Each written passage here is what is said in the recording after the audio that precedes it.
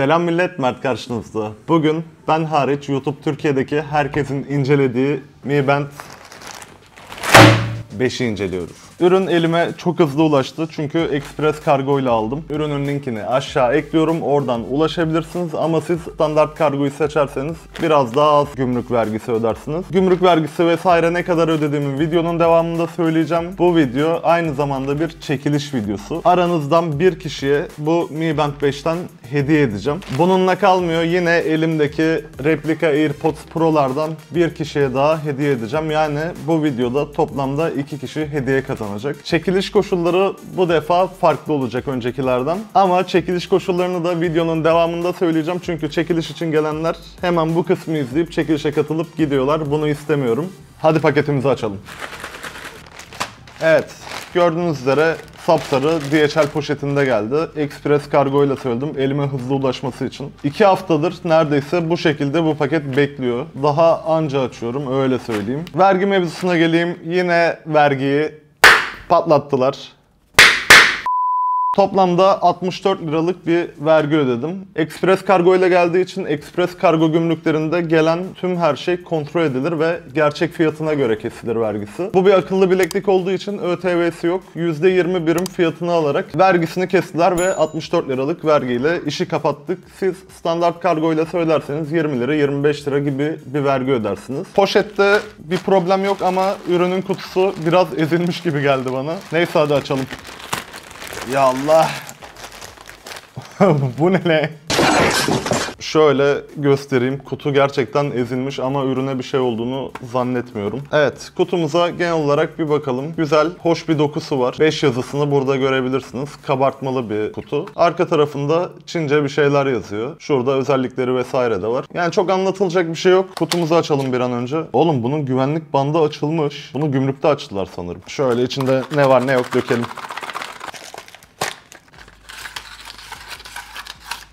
Kutuyu biraz hayvani açtım ama umarım kazanan kişi helal eder. Düzgün bir şekilde tekrar paketleyip kendisine yollayacağım. Şimdiden çekilişe katılan herkese başarılar dilerim. Çok minimal bir kutu içeriğimiz var. Hemen şu kablodan başlayalım. Şöyle bir şarj kablomuz çıktı. Şurada entegrelerini görebilirsiniz ve üstünde Mi logosu var. USB tip A ucuna sahip olan bir kablo. Burada da kitapçığımız var. Bir şey diyeceğim ya, bu full Çince abi. Lan yanlışlıkla Çin versiyonunu mu aldım yoksa? Eyvah eyvah. Bakacağız. Bunu da yolladık. Evet, şimdi bilekliğimize gelelim. Aha, bileklik açık ve Çince. Bunu da atıyorum. Oğlum bir şey söyleyeceğim. Gerçekten Çince bu. Çince biliyor musun? Bir arkadaşım var da. O Çin versiyonu. Nerede yazıyor lan? Lan global versiyonda böyle Çince yazar mı sence burada? Ne bileyim lan. İngilizce yazar global versiyonda.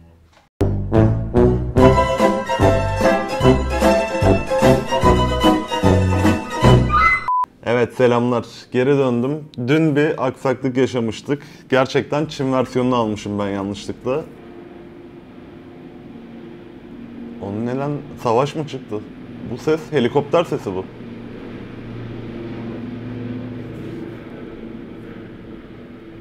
Yine zenginin biri bir yerlere gidiyor.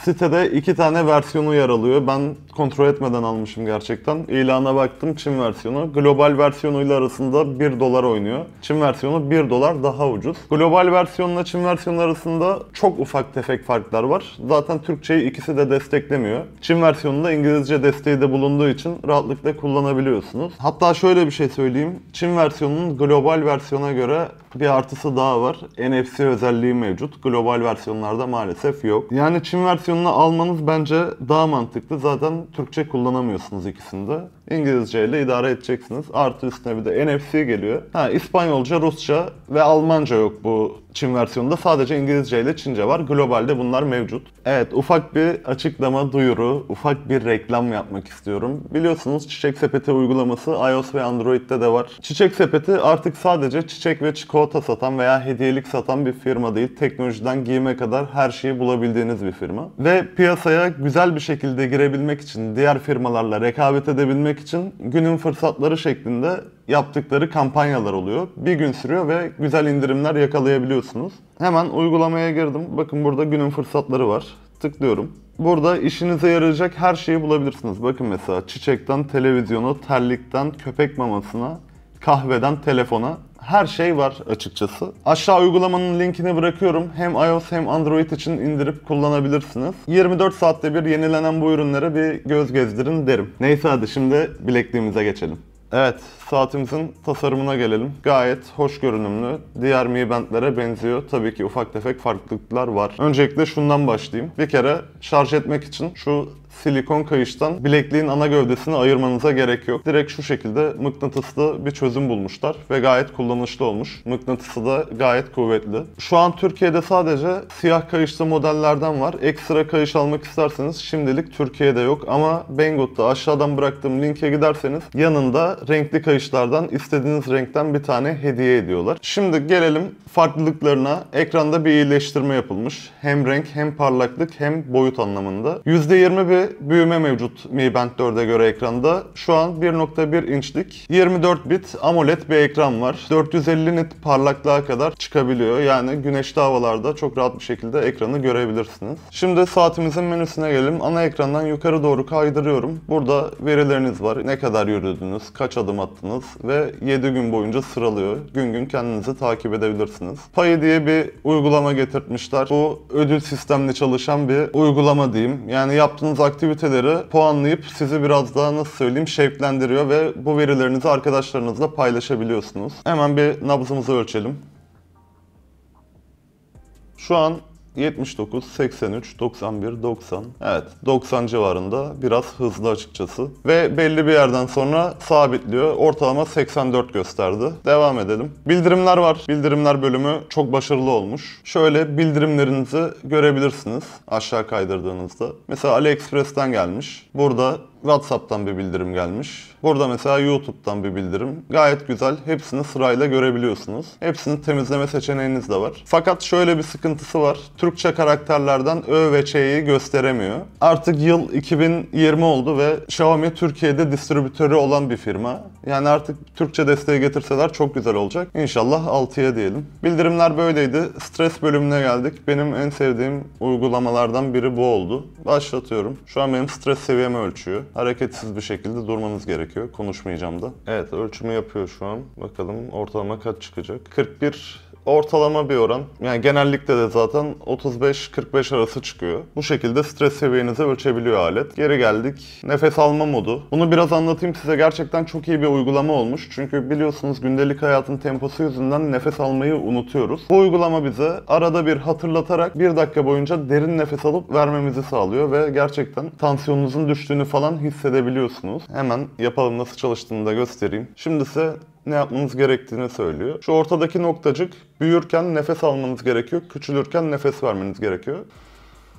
Nefes al, ver. Her nefes alıp verme aralığında size bir titreşim veriyor. Yani ekrana bakmadan da gözlerinizi kapatarak nefes alıp verme egzersizinizi yapabilirsiniz. Bu arada çok güzel bir şey. Gerçekten rahatladığınızı hissediyorsunuz. Burada events bölümü var. Yani etkinlikler demek. Mesela ne yazmışım? Ayın 5'inde elektrik faturasını ödemeyi hatırlatmışım. Bu arada bunu günlük hayatınızı düzene sokmak için kullanabilirsiniz. Gayet kullanışlı. Yani hafızanızda bir şeyleri tutmaya gerek yok. Zaten kafalarımız çok dolu bu dönemde. Bu da gayet güzel çalışıyor. Hava bölümüne geldik. Weather bölümü. Burada havanın derecesi, gün içindeki en yüksek, en düşük sıcaklık, işte yağış ihtimali ve önümüzdeki bir haftanın tahmini hava değerleri, hepsini buradan görebiliyorsunuz. GPS ile çalıştığı için manuel ayarlama yapmanıza gerek yok. Olduğunuz konuma göre hava tahminlerini size sunuyor. Devam ettik. Workout bölümüne geldik. Sırayla tam 11 tane egzersizimiz var. Mi Band 4'te 6 taneydi bu. 5 tane daha eklenmiş ve gerçekten dolu dolu. Mesela neler var?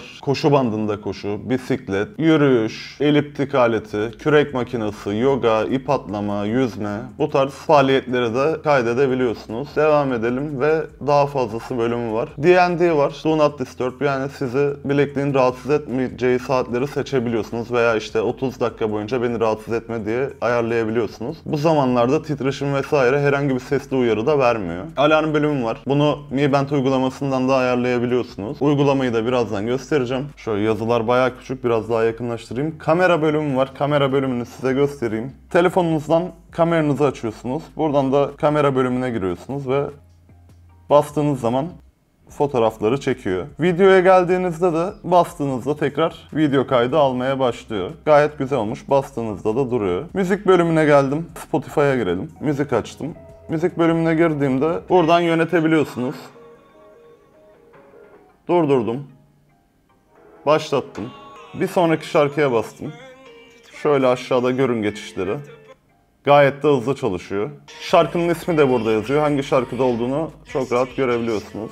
Gayet güzel çalışıyor. Bunu çok beğendim. Stopwatch bölümü var. Bu kronometre. Timer var. Bu da geri sayaç. 1 dakikaya ayarladınız mesela. 1 dakikadan 0'a doğru sayıyor ve bitince sizi uyarıyor. Find Device bölümü var. Telefonunuzu kaybettiniz mesela. Basıyorsunuz. Şu an bu ses telefondan geliyor. Alipay bölümü var. Maalesef biz bunu kullanmıyoruz. Dünya saatleri var böyle sırayla. Ekran bölümü var. Burada farklı ekranlar seçebiliyorsunuz. Mesela böyle yaptım şimdi. Bastığınızda da mesela şurada adım sayar var. Bastınız direkt adım sayarı kısa yol yapıyor. Burada işte heart rate'i yani nabza gidiyor. Uygulamaya gittiğimizde göstereceğim. Dilediğiniz bir fotoğraftan bu boyutlarda kesip ekrana ekleyebiliyorsunuz. Mi Band 4'te böyle bir özellik yoktu. 5'te gelen bir özellik. Onu da göstereceğim uygulamadan. Ayarlar bölümü var. Burada işte parlaklığı ayarlayabiliyorsunuz, resetleyebiliyorsunuz, ekran süresi vesaire tüm her şeyi ayarlayabiliyorsunuz. Gayet başarılı. Şimdi hep yukarı aşağı komutlarını kullandık. Sağa sola kaydırdığınızda da belirlediğiniz kısa yollara gidebiliyorsunuz. Bu kısa yolları uygulamadan değiştirebilirsiniz. Nasıl rahat edecekseniz. Şimdi de biraz bilekliğimizin teknik özelliklerinden bahsedelim. Bilekliğimiz 12 gram ağırlığa sahip, 125 mAh pile sahip ve ortalama kullanımda 12-13 gün kadar şarjı gidiyor. Sıfırdan 100'e de 1,5 saatte tam şarj olabiliyor. 50 metreye kadar su geçirmezlik sertifikasına sahip fakat ben yine de denize havuza girmenizi tavsiye etmem. Duşa vesaire girerken hiçbir sıkıntı olmaz. Neden böyle söyledim? Garantisi olmasına rağmen su geçirdiği anda garanti kapsamında kabul edilmiyor maalesef. Kolunuzu çevirdiğinizde ekranın açılması gayet güzel çalışıyor. Hiçbir gecikme olmadan ekran açılıyor. Bilekliğimizde bildirimleri görüyoruz fakat cevaplayamıyoruz çünkü bu bir akıllı bileklik, akıllı saat değil. Arama reddetme özelliği mevcut. Aramaları saatinizden direkt reddedebiliyorsunuz. Bağlantı koptuğunda da otomatik tekrar bağlanıyor. Sürekli bağlamakla uğraşmıyorsunuz. Bu da gayet güzel olmuş. Şimdi de uygulamamızı tanıtayım biraz. Uygulamamız bayağı içerikli. Mi Fit uygulamasını indirip saatle eşleştiriyorsunuz. Zaten direkt kendisi buluyor. Burada hedeflerinizi yazabiliyorsunuz. Mesela ben günde 8000 adım yazdım. Arkadaşlarınızın uyku verilerini, yaptıkları sporları görebilmeniz için arkadaşlarınızı eklemeniz gerekiyor. Tabii ki onlarda da Mi Band 5 bulunması lazım. Daha doğrusu Mi Band 5 değil, Mi Band serisinden bir bileklik bulunması lazım. Mağaza bölümü var. Buradan istediğiniz wallpaper'ı atayabiliyorsunuz. Direkt tıkladığınızda senkronize olup bilekliğin içine atıyor. Ya da dediğim gibi sevdiğiniz bir fotoğrafı ekleyebiliyorsunuz. Bilekliğimizin üstüne tıkladığımızda da asıl ayarlarımız açılıyor. Şu an mesela %93 şarjı olduğunu görebiliyorum. Burada bildirimleri etkinleştirebiliyorsunuz. Mesela gelen aramayı aç kapa, arayanı göster. Bunun gibi bilgiler yer alıyor. Onları aktif hale getirebiliyorsunuz. Etkinlikleri buradan ayarlayabiliyorsunuz. Mesela elektrik fatura hatırlatmasını ben buradan yaptım. Alarmları buradan kurabiliyorsunuz. Uygulama bildirimlerinden hangisinden bildirim gelsin onu seçebiliyorsunuz. Burada onaylı olan uygulamalar var. Logolarıyla birlikte çıkıyor bildirimler. Fakat burada görmediğiniz diğer aplikasyonların da bildirimleri geliyor. Onları da aç kapa yapabiliyorsunuz ve gayet güzel çalışıyor. Oturma uyarısı var. Uyku saatleriniz dışında bir saatten fazla hareketsiz kaldığınızda bileklik sizi uyarıyor. Kalk diyor, biraz dolaş diyor açıkçası. Bilekliği bul özelliği var. Mesela bilekliğinizi kaybettiniz. Basıyorsunuz telefondan, bileklik titremeye başlıyor. Bu biraz saçma. Çünkü bilekliği kaybettiğinizde sesle bulmanız gerekiyor. Titreşim veriyor. Ufak bir titreşimden bahsediyorum. Nereden bulacaksınız onu? Biraz saçma olmuş bu. Burada bileklik konum bölümü var. Sağ bileğinize mi taktınız, sol bileğinize mi taktınız onu seçiyorsunuz. Dil bölümü var. Dediğim gibi bu global versiyon olmadığı için İngilizce ve Çince var sadece. Ama global versiyonda da Türkçe bulunmuyor. Tekrarlıyorum onu. Nabız izleme var. Sürekli nabzınızı ölçmeye ayarlayabiliyorsunuz. Tabi bu biraz şarjının kısa gitmesine neden olur. Bunu kapatsanız daha iyi. Burada daha birçok ayarlarımız var. Egzersiz ayarları, ekran ayarları, kısa yol ayarları, dünya saati, titreşim. Mesela titreşimi göstereyim. Her uygulamadan gelen bildirimleri ayırt edebilmeniz için titreşimi ayarlayabiliyorsunuz. Daha uzun süren, daha kısa süren. Bunun süresini kendiniz ayarlıyorsunuz bu arada. Bu da gayet başarılı. Bir de son olarak gece modumuz var. Havanın karardığı saatlerde otomatik olarak ekran parlaklığını kısıyor. Tekrar gün doğumunda arttırıyor. Bu da batarya ömrünüzü uzatabilir. Evet, şimdi gelelim çekiliş koşullarına. Dediğim gibi biraz farklı olacak diğer çekilişlerden. Biliyorsunuz önceki çekilişlerimde abone olup bildirimleri açma şartı ve bu videonun altına Instagram'ınızı yazma şartı koyuyordum. Tabii ki Instagram'ımı da takip etmeniz gerekiyor. Fakat bu çekilişte artı olarak yeni bir Telegram kanalı açtım. Bu Telegram kanalımda size bulduğum güzel ürünleri, indirimleri, kampanyaları, bu tarz böyle içerikleri paylaşabileceğim bir platform oluşturmaya çalışıyorum. Bunu da Telegram aracılığıyla yapacağım. Yeni açtım daha kanalı. 1-2 takipçisi falan var. Aşağıya Telegram kanalımın linkini bırakıyorum. Oradan tıklayarak ulaşıp katılabilirsiniz. Fakat şöyle bir şey var. Kimin katılıp katılmadığını anlayabilmem için yapmanız gereken tek şey katıldıktan sonra ekran görüntüsü alıp Instagram'dan bana yollamanız. Sonra işlemler bitmiş oluyor. Umarım ihtiyacı olan ve hak eden birine çıkar. Yani daha doğrusu 2 tane ürünümüz var. Hak edenlere çıkar diyeyim. Genel olarak bileklik hakkındaki düşüncelerimi söyleyeyim. Ben bilekliği gerçekten beğendim. İyileştirmeler gayet başarılı olmuş. Özellikle de şu kolunuzu çevirdiğinizde ekranın açılması gerçekten çok hızlanmış. Yaşam kalitenizi arttıracak şekilde kullanırsanız çok memnun kalırsınız. Fiyatı da uygun. İlk çıktığında 300 küsür liralardaydı. Şu an 270, 260, 250 liraya kadar düşmeye başladı. Daha düşeceğini zannetmiyorum. Böyle bir şeye ihtiyaç duyuyorsanız Mi Band 5 aradığınız ürün olabilir. Dediğim gibi aşağı linkini bıraktım. Banggood.com sitesinden alabilirsiniz. Ve tekrarlıyorum, yanında istediğiniz renkte bir kayış daha hediye ediyorlar. Evet, artık yavaş yavaş kapanışa geçeyim. Kendinize çok iyi bakın. Hoşça kalın. Bye bye.